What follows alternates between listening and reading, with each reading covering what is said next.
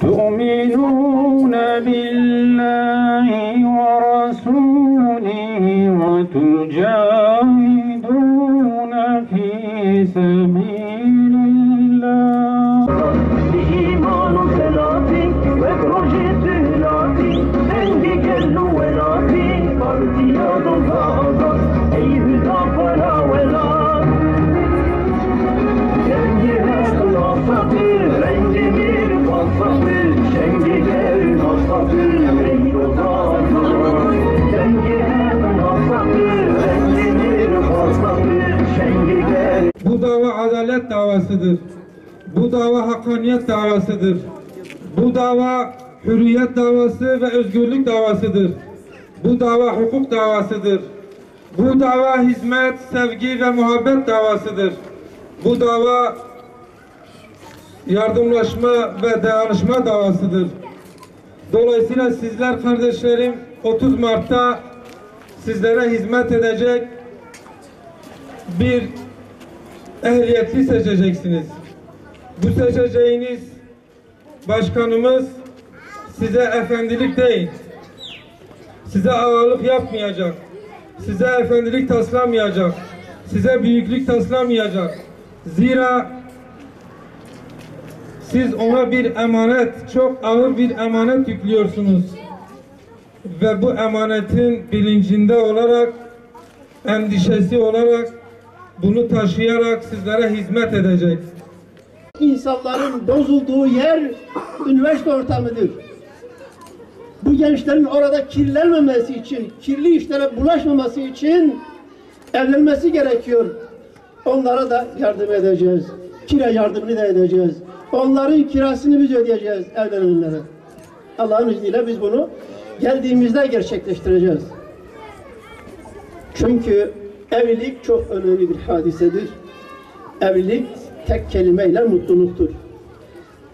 Hep birlikte mutlu olacaksak, birileri mutlu, diğerleri mutsuzsa o toplum mutlu değildir. Mutsuz olanlar, mutlu olanları da yine rahatsız edecekler. Bilelim, bir vücutta bir arıza varsa, bir yara varsa bütün vücut ondan rahatsız oluyor değil mi? Biz sürekli anlatıyoruz, müminler bir vücudun azaları gibidirler. Bu vesileyle biz toplumda açılan bu tip yaraları erkenden ıslah etmek için müdahale edeceğiz Allah'ın izniyle. Yoksul ve muhtaçlar için aş evlerini kuracağız. Doğrudur. Az önce bir Suriyeli kardeşimiz geldi buraya, yardım istedi. Buraya gelmişiz.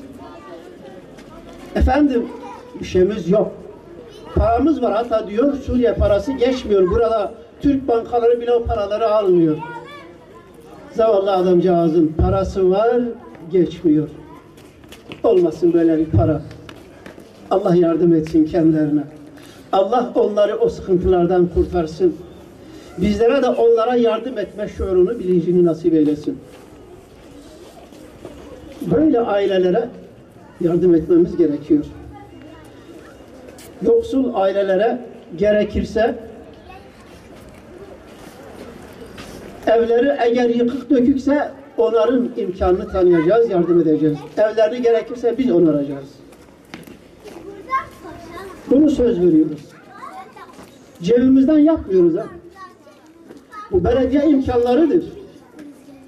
Belediye bu tip yardımları yapılması için imkan sağlıyor, fon veriyor. O fonlardan bu imkanlar insanlara yapılıyor. Biz o fonları kullanarak bunu gerçekleştireceğiz inşallah. Belediyecilik, avalık, efendilik kesinlikle değildir. Emir, ferman, makamı hiç değildir.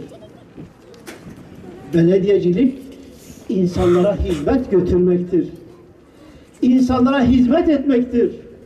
İnsanları yönetiyor ise doğru bir şekilde yönetmek, adil bir şekilde yönetmek. Belediyenin elinden geçen hizmetler adil bir şekilde sahiplerine kavuşsun diye adaletin mutlaka uygulanması gerekiyor. İnşallah Teala biz geldiğimiz günde o zaman bunu göstereceğiz. O zaman bunu ispatlamaya çalışacağız. İnşallah Teala Rabbim nasip eder.